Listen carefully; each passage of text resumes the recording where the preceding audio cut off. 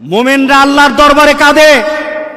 আল্লাহর দরবারে মোমেনরা বলে, মাবুদ, এই রমজান মাসের মতো শ্রেষ্ঠতম মাস তো তোমার নাই, আর রমজান মাসের মতো সুন্দর পরিবেশও তো আমাদের জন্য নেই। আমি জানি না এই রমজান আসার কারণে আমার মধ্যে পরিবর্তন আসছে কিনা, এই রমজান দিয়ে আমি পরিবর্তন হতে পারলাম কিনা, এই রমজানের মাধ্যমে আমি আমাকে মুত্তাকি বানাতে পারলাম কিনা, এই রমজানের মাধ্যমে আমি তোমার জান্নাতে যাওয়ার মধ্যে উপযোগী হলাম কিনা।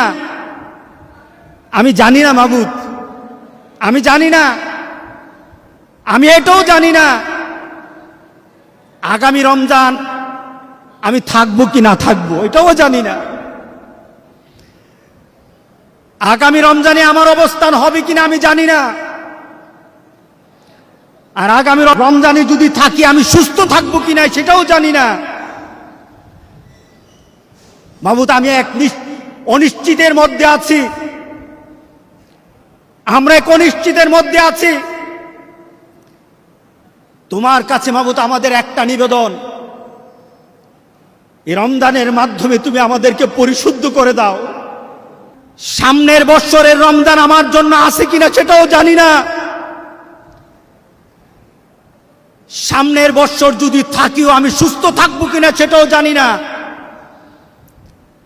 আমি কি এখন আবার গাফেল হয়ে যাব? আমি কি এখনো গাফেল থাকবো? আমি কি এখনো গুনাহ মাফের জন্য আল্লাহর দরবারে কাঁদবো না? তাহলে প্রশ্ন চলে আসে,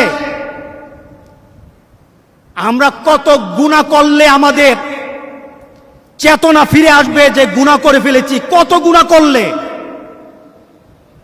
গোটা পৃথিবীর দিকে তাকিয়ে দেখেন, গুনার কারণে আল্লাহ সুবহানাহু ওয়া তাআলা গজব দিয়েছেন। জারাল ফাসাদু ফিল বাররি ওয়াল বাহর বিমা কাসাবাত আইদিন নাস।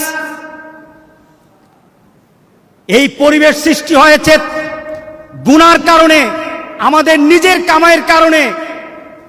গোটা পৃথিবীর দিকে তাকিয়ে আবার চিন্তা করেন আর কত গুনাহ আমরা করতে চাই। আমরা যদি আমাদেরকে প্রশ্ন করি, সময় চলে যাচ্ছে, সময় চলে যাচ্ছে, মনে হয় যেন হাতে রাখা একটা বরফ, সেই বরফটা আস্তে আস্তে যেমন গলে যায়, আমাদের প্রত্যেকটি জীবনের অবস্থা তেমন আস্তে আস্তে আমাদের জীবনের বরফ তেমন গলে যাচ্ছে। কতক্ষণ সময় গেলে আমরা চিন্তা করব, সচেতন হতে হবে। নিজেকে প্রশ্ন করি, নিজেকে প্রশ্ন করি।